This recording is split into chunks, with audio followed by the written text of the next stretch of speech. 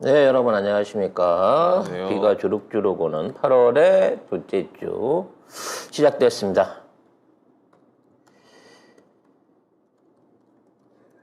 자, 여전히 화병 방지 프로젝트 이어가고 있는데요. 의외로 많은 분들이 화병 방지 프로젝트 방송을 좋아해주고 계십니다. 왜냐하면 그동안 본인이 답답증에 못 이겼던, 그러니까 도대체 왜 같은 하늘 아래에서 똑같은 뉴스와 똑같은 상황을 겪으면서 일찍과 이찍들의 세상을 본 체감 차이가 이렇게 다른가에 대한 조금씩 이해가 여러분들한테 좀 가고 계시는 걸로 생각이 됩니다. 자, 오늘부터는 이번 주에는 사회적 영향력에 대해서 좀 얘기를 해보려고 해요. 요 앞에까지 이제 뭔가 개인주의적인 거였다고 치면, 그러니까 개인의 설득, 어떤 그 개인으로서 설득을 당하는 이유, 그리고 그 설득을 효율적으로 활용하는 방안 같은 걸 얘기했다고 하면, 이것은 어떤 사회 조직 또는 어떤 단체, 이런 구성원 안에서 어떤 방식으로 사람들이 영향력을 받는가 하는 부분을 배워보는 겁니다. 사회적 영향력이라고 하는 것은 실제 상황 또는 어떠한 개인의 상상 같은 속에서 다른 사람의 압력의 영향으로 일어나는 행동의 변화예요. 이게 뭐냐면 직접 받기도 하지만 간접적으로 영향을 받는다는 거죠. 이게 뭐냐면 사회화되는 인간의 과정상으로 집단의 압력에 굴복하게 되는 인간의 본성이 있습니다. 그러니까 어느 조직을 들어가서든지 그 조직 안에 소속되고 합해져 있다 보면 그 조직과 집단의 압력에 대해서 순응하게 되는 인간의 본능이 있어요. 그게 안 되면 그 조직에 순응을 못 하죠. 내가 어디 회사를 갔는데 너무 회사가 나랑 개성이 안 맞아. 내가 못 맞추겠어. 그럼 나와야 되는 겁니다. 이 나라가 너무 힘들어. 그럼 이민을 가야 되는 거예요. 그래서 이러한 인간의 사회적 영향력이 어떠한 방식으로 발현하고 이걸 어떻게 이용하는가라는 부분을 설명을 주로 하고 있습니다. 근데 이게 공인돼 있는 사회심리학 관련된 교재인 거예요. 굉장히 유명한 책이고 여러 명의 공저자가 있는 책인데 이 책을 보면서 참 놀란 게 이 사회적 영향력이 이 나쁜 방향으로 미치는 어떤 신뢰로 통일교를 들고 있어요. 그러니까 실제 제가 이 통일교를 끌어오려고 한 게 아니라 이 책을 서술했던 공동 저자들이 자, 통일교가 어떤 방식으로 교인을 변화시키고 어떤 식으로 순종시키고 복종시키는가 이 방법에 대한 얘기들을 잘못된 예로 예시를 하고 있는 게 혹시라도 제가 얘기하는 과정 중에 종교적인 내용이 들어왔을 때 혹시나 통일교나 또는 뭐 신천지 같은 교가 언급된다고 하더라도 이건 이제 개인적인 의견이 아니고 이 책의 저자들이 그렇게 이거를 사례로 활용을 하고 있다. 그만큼 종교가 미치는 영향 또는 굉장히 보수적인 기독교들이 할 수 있는 영향을 정리하고 있다라는 부분 말씀을 드리도록 하겠습니다. 네. 일단 이 사회적 영향력을 받은 인간에 대한 세 가지 형태가 나타납니다. 영향을 안 받는 사람 필요 없어요. 나는 이 사회에 안 속할 거야 하고 무시해버리면 끝나는데 이러한 사회적 영향력을 받을 때는 먼저 동조, 그 다음에 순종, 그 다음에 무조건적인 복종의 과정을 거치게 됩니다. 근데 이 사회를 시키는 세력들의 근본적인 목적은 복종이죠. 복종의 단계까지 가는데 처음부터 바로 복종을 강요하는 게 아니라 처음에는 동조를 시켰다가 두 번째는 순종의 단계로 넘어와서 나중에는 복종의 단계를 만들어 간다는 겁니다. 이게 다단계로 진행이 된다고 볼 수 있는 거죠. 그럼 이제 단계별 특징을 찾아봐야 되는데 그럼 동조는 뭐냐? 동조는 주변 사람들의 행동에 주변 사람들의 행동에 반응을 맞춰가는 과정이에요. 즉 주변 사람들하고 동화되는 과정이라고 볼 수 있습니다. 그러니까 어떤 조직에 들어갔을 때 그 조직에서 튀지 않고 그 조직하고 같은 색깔을 띠게 되는 이 동조의 과정이 사회화의 첫 번째 과정이라는 겁니다. 예를 들면 의복을 통일하는 거죠. 그러니까 내가 예를 들어 졸업생 파티에 가요. 근데 다 교복을 입고 왔어. 근데 나만 사복을 입고 와. 그럼 그 자리가 편할까요? 불편할까요? 굉장히 불편해지겠죠. 그렇기 때문에 자신도 교복으로 갈아입어야 된다라고 하는 무언의 압박을 느끼는 거고, 그 안에서 다 교복 입는데 나만 사복 입고 있는 상황을 끝까지 버텨내지 못하는 게 대부분 사람의 그 기본적인 습성이라는 거죠. 그래서 이런 것들을 강요를 많이 합니다. 예를 들어 신천지가 검정 바지에 흰 와이셔츠만 입고 나타나는 이유가 그런 거죠. 그리고 그런 모임 안에서 자연스럽게 어떠한 강령, 그 조직의 강령 같은 게 사원 같은 거지. 아니면 종교를 하게 되면 뭐 기도문을 읽기도 하고, JC나 라이온스 같은 경우에는 또 어떤 그 선서 같은 것들을 매번 이제 할 때마다 시키거든요.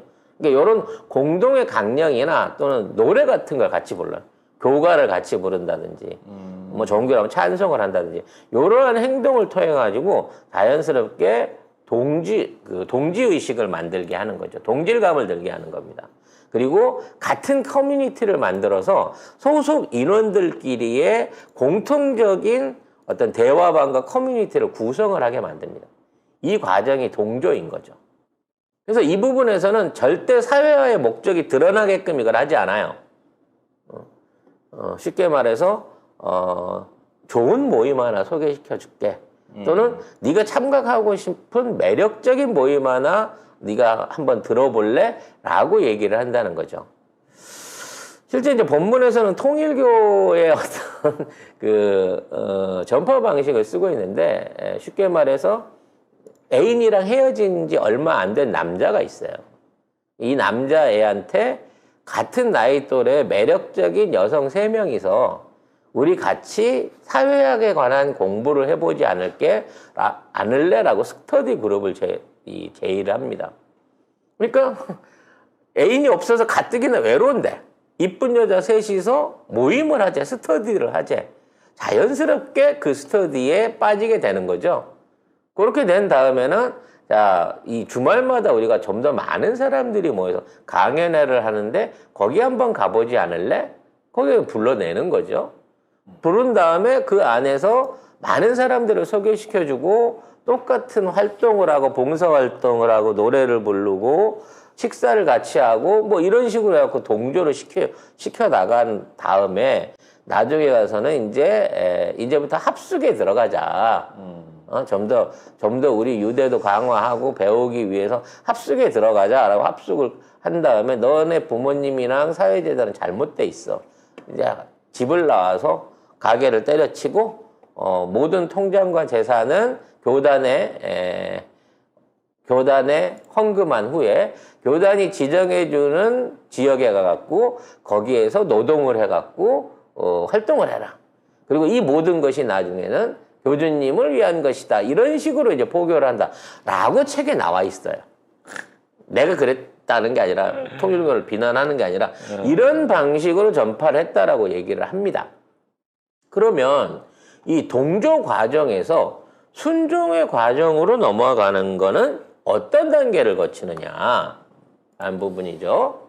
자, 순종이라고 하는 거는 이제 처음으로 직접적인 요구를 받는 겁니다. 그 이 소속에서 처음으로 뭔가 행동의 변화, 심리상의 변화를 요구하는 거죠. 근데 이 요구가 너무 심한 게 아니에요. 쉽게 말하면. 갑자기 어느 날 너 내일 가출해. 너 내일 네가 갖고 있는 통장과 재산을 전부 교회에 헌납해. 이렇게 하는 게 아니고 처음에는 모임에 나와라. 그 다음에 뭐 가진 것 중에 11조처럼 조금만 헌금을 해라. 그런 다음에 또 길거리 나가갖고 조직을 홍보하고 전단지를 날리는 일을 해라. 이런 방식으로 크지 않은 일들을 하나하나씩 조금씩 요구를 한다는 거죠. 그러면 이런 요구를 따라가게 되는 과정이 순종이라고 하면 그럼 복종은 무엇이냔 말이죠. 복종. 그래서 복종은 뭐냐면 누가 명령하고 있는지 특정되어 있는 권위자가 나타나는 거예요.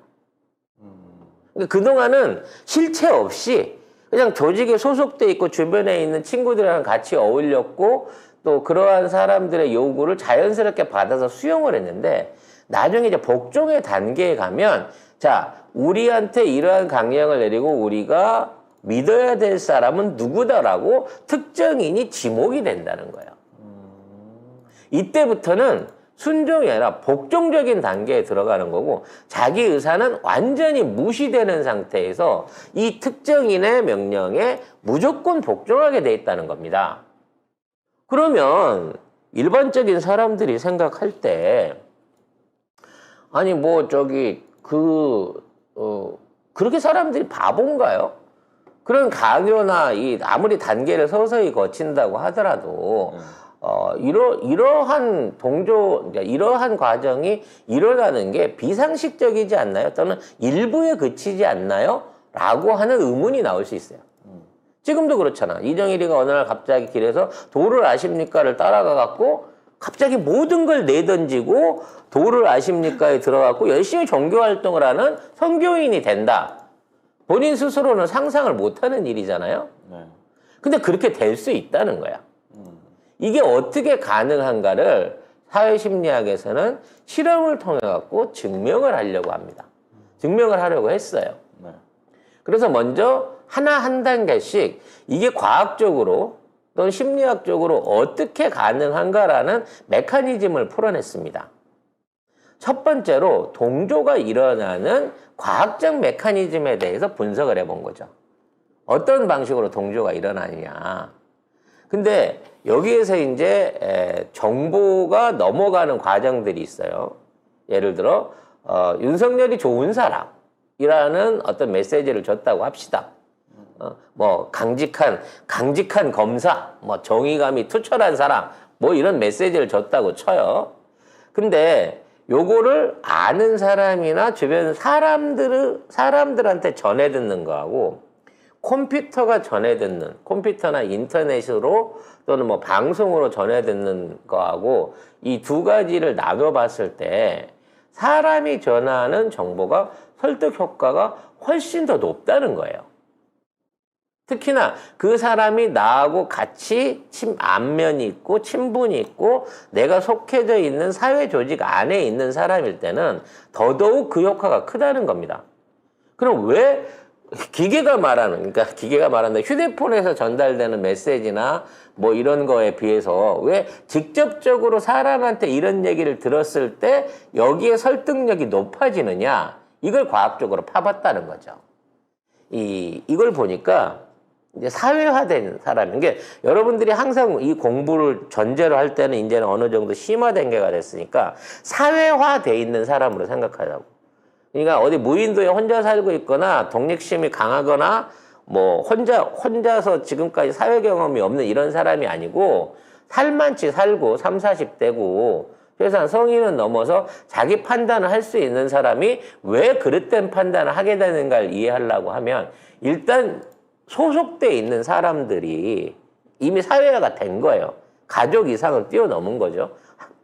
학교나 직장에 있는 사람들 같은 경우에 자, 상대방한테서 거부감을 가질 수 있는 정보를 들었다고 쳐요. 난 윤석열이 너무 싫어. 그런데 옆에 있는 사람이 윤석열 그 사람 정의로운 사람이고 굉장히 앞으로 믿을 수 있는 사람이야. 뭐 이런 식의 이제 메시지를 들었단 말이에요. 그럼 기분 나빠 처음에 들을 때는. 왜? 내 생각하고 틀리니까. 근데 이 기분 나쁘다는 감정이 어디서 생기냐면 편도체라고 불리는 뇌 안에 머리 요쪽에 들어있는 이제 대뇌피질 안에 있는 아몬드 사이즈만한 어떤 편도체라는 그 뇌의 구성 부분이 있어요. 근데 이 편도체의 역할이 뭐냐면 감정을 조절하고 공포나 불안감 그리고 학습에 대한 기억 같은 것들을 전담하는 중추가 있습니다. 그래서 이 편도체를 사고로 인해서 손실당하면 사람이 공포를 느끼게 되는 뭐 그런 그 경우가 생긴다는 거죠. 그래서 이러한 편도체를 없애버리면 그 공포를 못 느낀대요, 실제적으로. 그러니까 이 뇌 안에서 이 편도체라는 부분이 있는데 이 편도체에 예를 들어 나랑 의견이 안 맞는 얘기를 들었을 때는 이 거부감을 느끼게 되고 이게 고통을 느끼는 거랑 똑같은 일종의 대뇌 안에서의 스트레스를 준다는 거야. 그러니까 이제 이 스트레스를 이기기 위해서 이 편도체가 어떻게 하냐면 이 상황이 반복될 때마다 이 스트레스를 줄이기 위해서 요거를 본능적으로 희석을 시키는 거예요. 그러니까 처음 들을 때는 윤석열이 나쁜 놈이라고 생각했는데 정의롭다고 그럴 때는 이게 이 편도체에서 겁나게 반응이 심하게 오면서 거부감이 느껴지는데 자꾸 듣다 보면 이 반복되는 스트레스를 자꾸 주다 보면 이 상황을 피하기 위해서 여기에 있는 거부감들이 자연스럽게 줄어들게 되는 그런 뇌과학적인 메커니즘이 있더라는 거지. 따라서 싫은 소리도 계속 듣다 보면 어느 순간에 그러려니 말거니 흥하고 지나가는 게 관심이 없어져서 그런 게 아니야. 어느 순간에 거기에 대한 거부감이 그만큼 줄어든다는 거죠. 그래서 이러한 과학적인 뇌과학적인 메커니즘이 있다라는 게 전제입니다. 둘째는 동조를 일으키기 위해서 한꺼번에 진도로 훅 나가지 않는다는 거예요. 그래서 이거를 문간에 발 집어넣기라고 하는데 쉽게 말해서 집 안으로 들어가기 위해서 처음부터 문을 강제로 열고 문을 열어라고 강행하는 게 아니라 발끝만 넘어가는 거예요. 그러면서 상대방의 반응을 살피면서 조금씩 그 사람의 반응 내지는 역할을 바꿔가는 거죠. 그래서 이게 실제적으로 이 조나단 프리드먼과 스콧 프로이저라는 심리학자가 이거를 이제 단계적 진행을 해봤어요. 그래서 모르는 사람이 예를 들어 모르는 사람이 이 국장한테 전화를 해갖고 이 국장 니네 집안의 살림살이 한번 보자 라고 얘기하면 보여주겠어요? 안 보여주죠. 절대 안 보여주지. 네. 근데 이제 요거를 단계적으로 진행을 하게 되면 요게 가능할 수 있게끔 만들 수 있다는 거예요. 이게 뭔 얘기냐면 처음에는 집에 그 냉장고 안에 주로 뭐 많이 드세요? 하고 물어봅니다. 뭐 있어요? 저 뭐 우유 있고 과일 있고 뭐 김치 있고 뭐 이러죠. 뭐 이런 식으로 이제 답변한단 말이야. 답변해 주셔서 고맙습니다. 답변해 주셨으니까 설문 비용으로 10,000원 드릴게요 하고 10,000원 입금을 해줘. 그러고 난 다음에 저 그런 것들 관리 상황을 보기 위해서 저희가 한번 안에 있는 내용물들을 확인하면 어떨까요? 라고 단계 요구를 한다는 거죠. 왜냐면 저희가 앞으로 이게 냉장고 같은 거 새로 출시를 하려고 하는데 거기에 소비자 취향을 맞추기 위해서 냉동칸 냉장고 어떻게 그거 하려고 합니다. 이 설문도 이거 한번 보여주시면 거기에 대해서 저희가 쿠폰을 드린다든지 아니면 현금 보상을 해드릴게요. 이런 식으로 꼬신다는 거죠.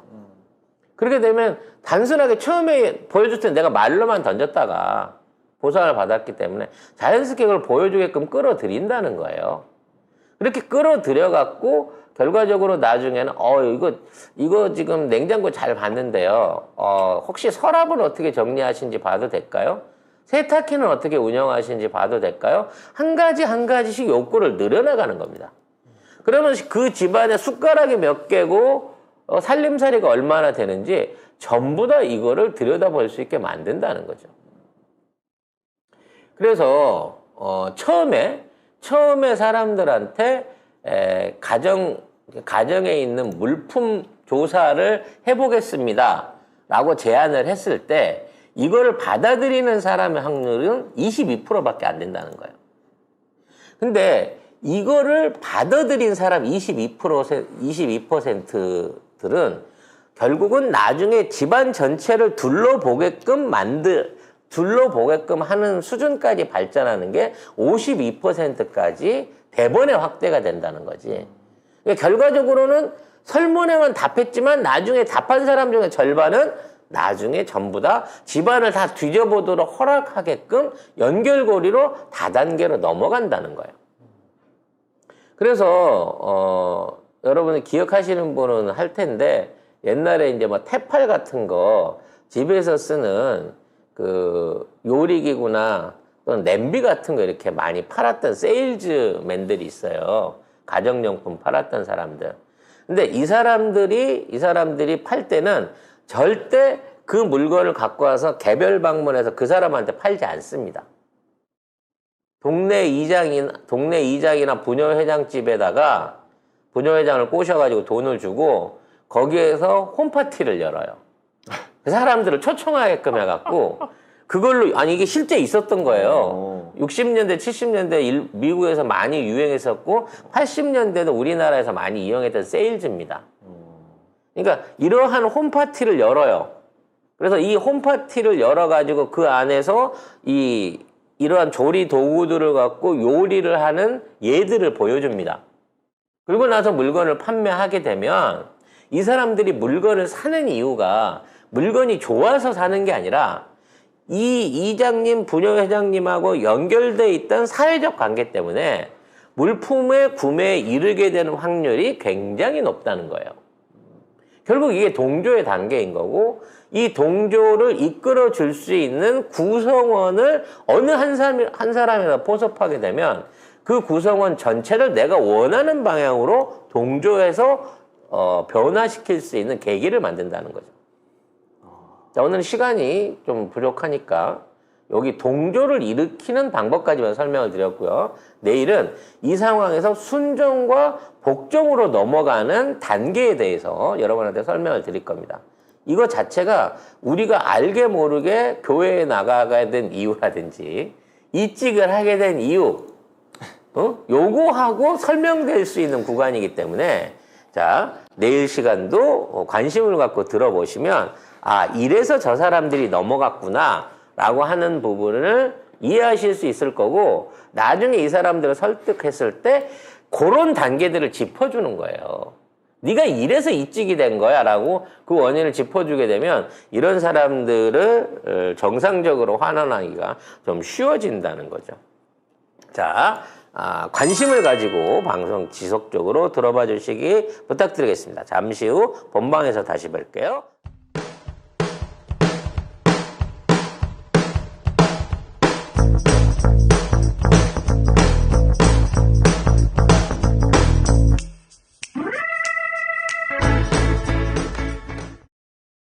네, 여러분 안녕하세요. 어제는 까맸다가 오늘은 하얘져서 돌아왔습니다.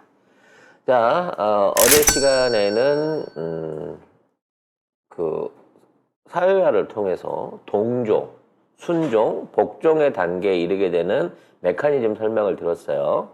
이게 지난주에 공부한 설득하고 뭐가 다르냐면 설득은 1대1 개인을 이렇게 이제 끌어들이는 사회화 시키는 방법이라고 치면 이거는 집단 자체, 그 사회 구성원 자체를 폭넓게 어떤 그 의도한 사람의 목적대로 바꿔가는 과정이기 때문에 이게 이제 훨씬 더 대중적으로 많이 쓰이고 있는 거라는 거죠. 근데 이거를 갖다가 늘 말씀드리지만 이끌어가는 사람의 의도에 따라서 이게 악용될 소지가 굉장히 높아요. 그리고 대부분 이런 건 악용을 합니다. 그리고 우리 생활 속에 이게 굉장히 밀접하게 들어와 있는 메커니즘인 거거든요. 왜냐면 그렇게 해야 사회화가 유리해지고 그다음에 비즈니스라든지 마케팅에서 훨씬 좋은 결과를 낼 수 있으니까. 그래서 그러한 것들을 이끌어가는 방법에 대한 얘기를 좀 해보는 거예요. 일단 심리학적으로 사람이 이러한 사회화 교육을 못 벗어나는 이 감성, 이렇게 감정의 일종의 법칙들이 있습니다. 법칙이. 요 법칙들을 좀 알게 되면 아, 우리가 이래서 당하는구나라는 걸 알게 되는데 한 6가지 정도 되거든요. 요걸 알고 계시면 여러분들 어디서든 어느 사회에서든 일단 조직원이 될 수 있는, 조직의 리더가 될 수 있는 거예요. 그리고 그 조직원들을 원하시는 대로 끌고 갈 수 있습니다. 순종에 이르게 만드는 사람들을 유혹하는 6가지 비결. 자, 첫 번째는 호의의 원칙이에요. 먼저 호의를 베풀어 주는 거죠. 상대방한테. 이렇게 하게 되면 그러니까 이유 없는 그 호의를 받은 사람은 여기에 대한 부채감을 느끼게 됩니다. 그래서 이 부채감을 해소하기 위해서 이걸 보답하려고 하는 본능이 생기는 거죠. 그러니까 우리가 흔히 보험 같은 거 이렇게 상담 전화할 때 상담 전화만 받아주셔도 선물을 드립니다. 뭐 이런 거 있잖아요. 이런 걸 던지게 되면 그냥 일반적인 상담을 하는 거에 비해서 그 보험의 성사 확률이 많게까지는 4배, 5배 이상 높아진다는 거죠. 그래서 먼저 호의를 베푸는 거는 야, 세상에 저기 공짜 없다 그러잖아. 세상에 공짜는 없는 거예요. 그 호의를 받으면 어떻게 해서든지 끌려가게 돼 있는 겁니다. 자, 두 번째는 개입. 본인이 스스로 여기에 참여하고 있다라는 의식을 만드는 거죠. 그래서 예를 들어 이제 은행에 같은 데 가서 빚을 낼 때도, 대출을 낼 때도 꼭 자서를 시킨단 말이에요. 온라인으로도 할 수 있는데 요즘에 이제 비대면으로 대출이나 뭐 이런 상품을 진행할 때 주로 많이 하는 게 전화 녹취 같은 걸 하죠. 그래서 사실상 이런 동의가 필요 없는데도 불구하고 이러한 본인의 동의나 참여를 이끌어내는 방식으로 그 사람한테 그 일종의 개념을 심어주는 겁니다. 기억을. 이러한 개입을 하게 되면 본인이 이러한 개입을 하게 되면 자기도 모르게 이러한 조직에서 못 벗어나게 되는 특징이 있다는 거죠. 옛날에 이제 연판장이라 그래갖고 이게 이름들 돌려서 쓰고 여론조사나 또는 뭐 탄원 서명 같은데 이름을 쓰는 행위 자체가 별 의미 없을 것 같지만 쓰게 되면 바로 그 조직 안에 순종하게끔 사람을 변화시킨다는 겁니다. 그 다음은 권위를 내세우는 권위. 누군가 이 사람이 권위 있는 사람이다 라고 하는 거를 암암리에 드러내는 겁니다. 가장 대표적인 게 의사나 약사들이 입는 가운이에요. 그게 실제 따져놓고 보면 별반 업무를 하기 위해서 꼭 필요한 건 아니거든. 일반적으로 양복 입고도 진료할 수 있단 말이야. 근데 그런 옷을 그 하얀 가운을 입고 있으면 자기도 모르게 이 사람은 닥터구나, 이 사람은 약사구나 하는 부분을 인정하게 된다는 거야. 그거를 이제 받아들이는 사람이. 그래서 이러한 복장 내지는 뭐 큰 명찰 내지는 권위 있는 트로피 이런 것들을 활용을 해갖고 DP를 해가지고 자신의 경력, 전문성을 드러내 보이는 권위를 얻으려고 하는 행위들이 많이 있다는 거죠. 그래서 굳이 TV 같은데 닥터들을 꺼내놓고 프로를 하잖아요. 그럼 양복을 입혀갖고 얘기를 하는 그 설득력보다 가운을 입혀서 얘기를 했을 때 훨씬 더 그 효과가 커진다는 거죠. 그 다음으로는 사회적 증거를 보여주는 거예요. 그러니까 너뿐만 아니라 많은 사람들이 이렇게 생각한다. 이 조직에 있다. 이걸 좋아한다라는 걸 보여줌으로 인해서 너는 혼자가 아니야. 너에게는 많은 동조자가 있어 라고 안심을 시키는 거죠. 그렇게 하기 위해서 예를 들어 무슨 브라인딩 테스트를 했다.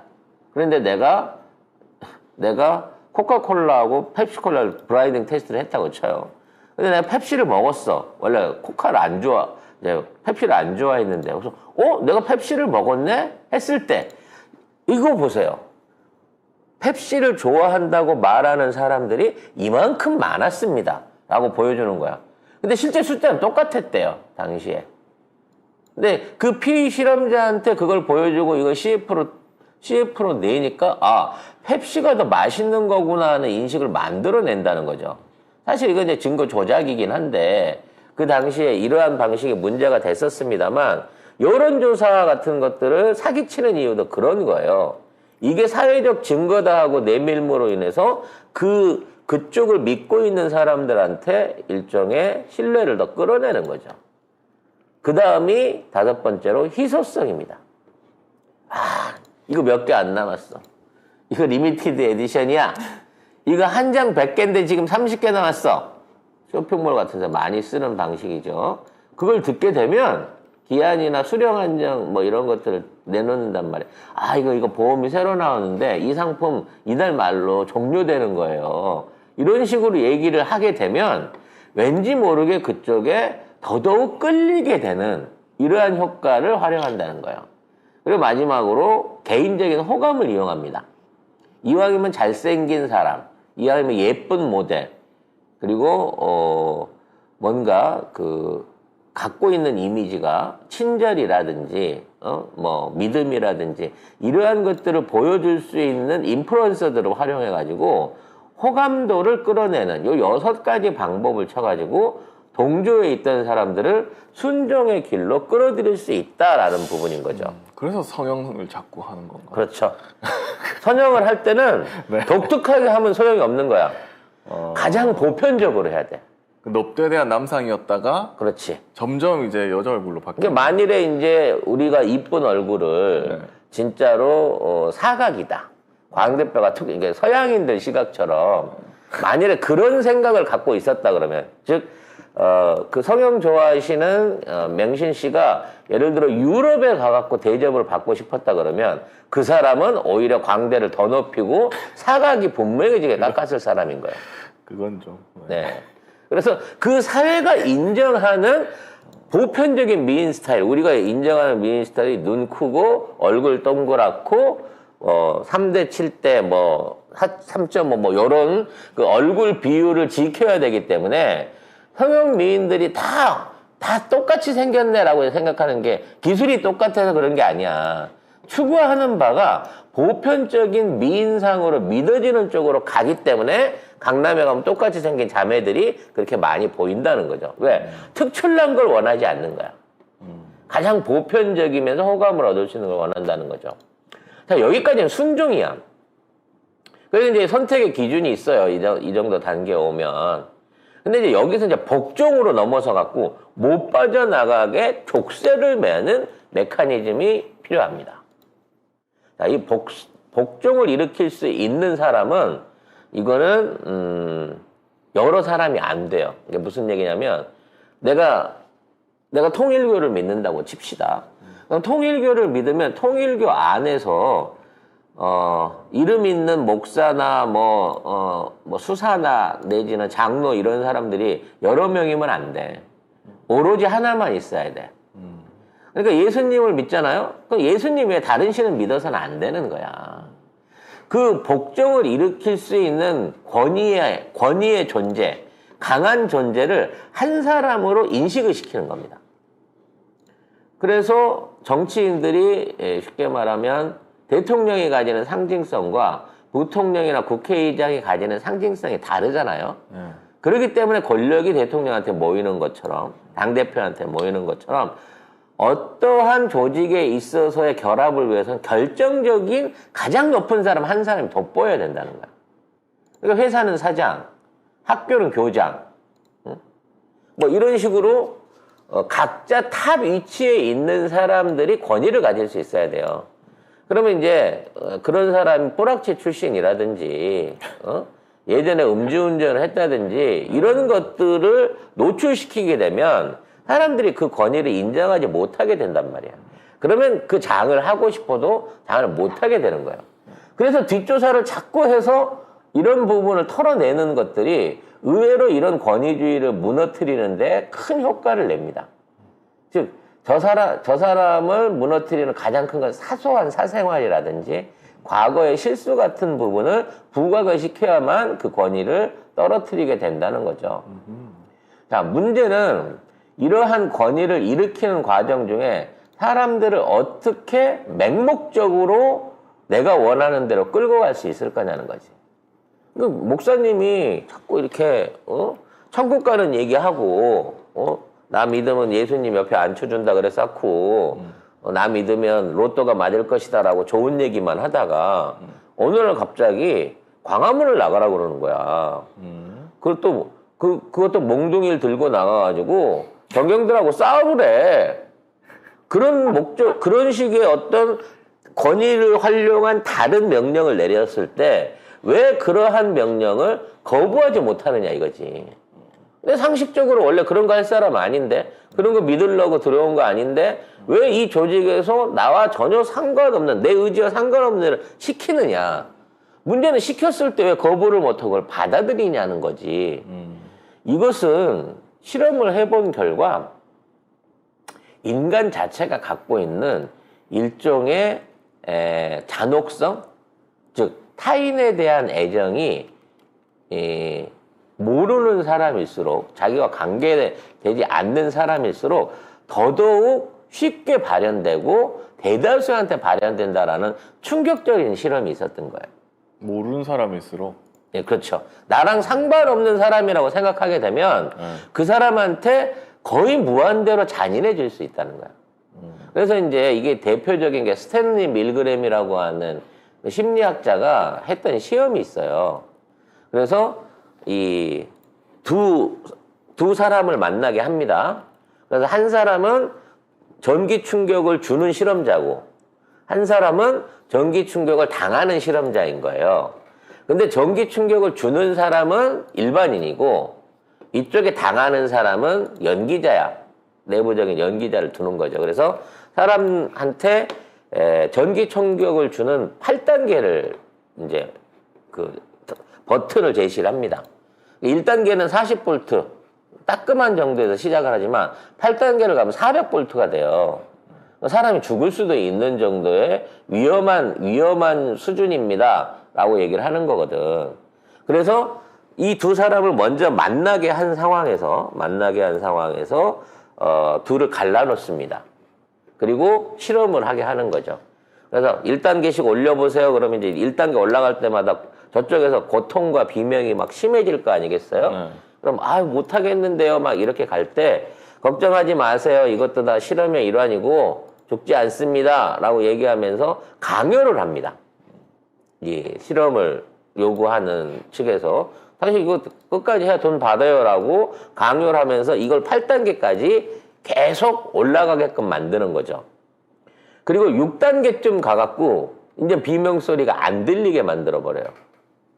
비명을 더 안 지르는 거지. 1, 2, 3, 4, 5, 6단계 때는 막 비명을 지르다가 이제 7단계, 8단계에 올라가니까 아예 비명 소리가 없어. 죽었는지 살았는지 알 수가 없는 상황이 되게끔 그렇게 세팅을 해놓은 상태에서 8단계까지 누르는 사람이 몇 명이나 있을까라고 이제 실험을 해본 거예요. 그랬을 때 일반적으로 사람한테 이제 설문을 해본 거지. 이러이러한 실험을 하면 당신은 몇 단계까지 가겠습니까?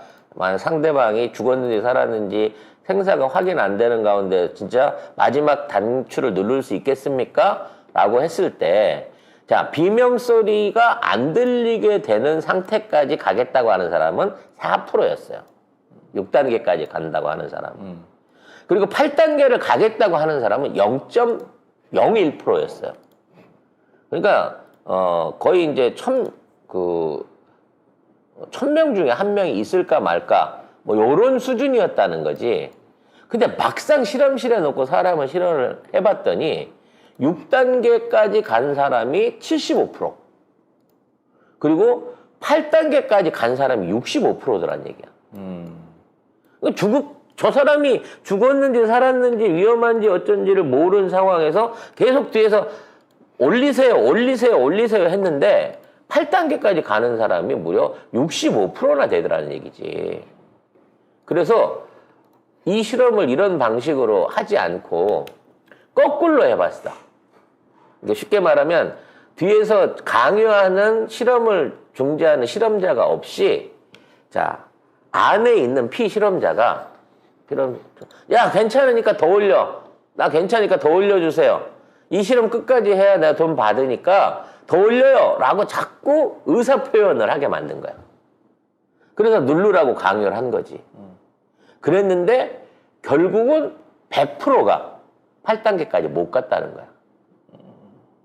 이건 뭔 얘기냐면 상대하고 얘기를 듣고 커뮤니케이션을 한다는 자체, 내가 저 사람을 알고 있는 자체만 갖고도 제어가 돼요. 근데 저 사람은 나랑 상관없는 사람이고 관계없는 사람이고 내가 저 사람하고 대화도 안 통하고 보이지도 않는다라고 하게 되면 무려 65%가 이런 짓거리를 한다는 거지. 즉 자신과 무관한 상황 또는 자신이 피해보지 않을 상황이라는 전제가 돼 있으면 인간은 거의 65% 이상이 무한대로 잔인해질 수 있다는 거야. 그래서 유태인 학살이 일어나게 되는 거고 제노사이드가 일어나게 되는 거고 전쟁 범죄가 일어나게 되는 거고 저 이찍들이 길거리 나오면 정경이고 어린 학생이고 반대파에 있는 사람들한테 그렇게 인성 없는 무자비한 짓을 하게 되는 거는 인간이 갖고 있는 내면의 본성이라는 거지. 그러면 이러한 부분을 제어할 수 있게끔 덜하는 이유는 뭐다? 대화를 해줘야 돼. 그런 얘기를 하는 사람들한테 내가 너 때문에 고통받고 있다. 내가 너를 통해서 현재 이러한 고통을 참아내고 있다. 그래도 더 할 거면 더 해봐. 라고 했을 때 진짜 사람 야 이거 더 하게 되면 윤석열 정권 더 하게 되면 이제 지금 물 날리지만 불 날리 나서 죽을 것 같은데? 라고 하는 이쪽의 비명을 듣게 되면 걔들도 더 이상 지지를 못하게 된다는 거야. 그래서 대화를 해야 돼. 우리가 얼마나 더 힘든지 얘기를 해줘야 돼. 그걸 멀찍하면 니들이 어떻게 살든 난 상관없어. 이렇게 하면은 저쪽 애들은 끝까지 가요. 근데 야 진짜 미치겠다. 물가 봐라 지금. 응? 경제 봐라 지금. 내 지금 근무하는 상황 봐라. 네가 걔를 찍어주고 네가 계속 지지를 하기 때문에 내 이렇게 고통받고 있어. 이 얘기를 끊임없이 해줘야 마지막 100%까지 안 간다는 거지. 냅두면 65%의 정보에 저쪽 정보에만 노출돼 있는 사람들은 아니 죽어도 괜찮아 일찍들은 민주당 이 빨갱이 새끼들은 죽어도 괜찮아라고 100%까지 갈 수 있는 숫자가 65%에 달할 수 있다는 거예요. 그 단계에 가지 않게끔 해야 된다는 거지. 절대 전애들하고 벽을 쌓는 게 좋은 방법이 아니라는 겁니다. 자, 이래서 이러한 동조와 복종과 순종과 복종의 이러한 단계들을 끌어가기 위한, 그러니까 이러한 것들을 선택하는 사람들의 이유.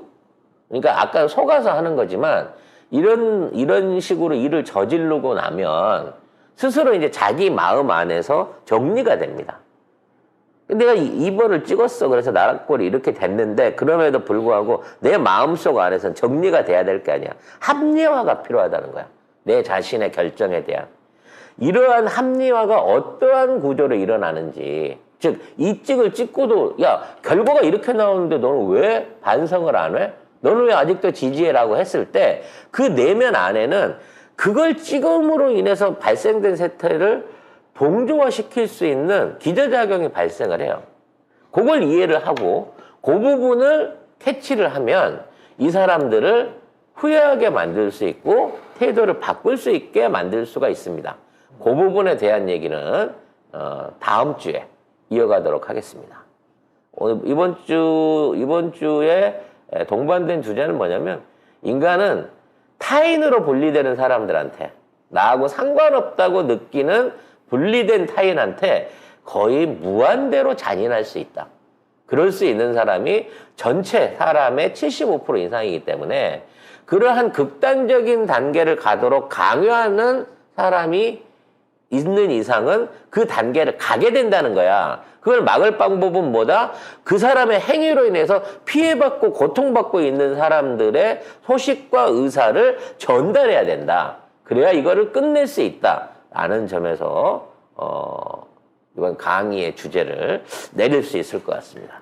다음 주는 이러한 잘못된 선택을 한 사람들이 어떤 방식으로 자기 위로를 하는지 그걸 어떻게 해야 깨트리고 너 그거 정당하게 생각할 거 아니야. 그건 네가 옳지 않은 판단이야 라고 설득을 할 수 있을지를 다음 시간에 배워보도록 하겠습니다. 오늘 독재타도님께서 네. 교주님 어제 죄송 방송 중요 하면서 슈퍼챗을 굉장히 많이 쏘아주셨습니다. 감사합니다. 그러셨나요? 제가 방송 화면을 안 띄워나가고 몰랐네. 아무튼 감사드리도록 하겠습니다. 자, 다음 주에도 이어갈게요, 여러분. 기대 많이 해주시고 많이 많이 나눠 들어주세요. 안녕. 상생커머스 송작가 TV몰, 여러분께 믿을 수 있는 제품을 제공합니다. 신선한 제품, 다양한 상품, 집에서 바로 받아보세요. 직접 먹어보고 수확하며 깐깐하게 고른 거 다 아시죠? 다 같이 잘 먹고 잘 살아요. 네이버에서 송작가 TV몰을 검색해보세요. 일단 한번 잡숴봐. 에헤, 일단 잡숴봐.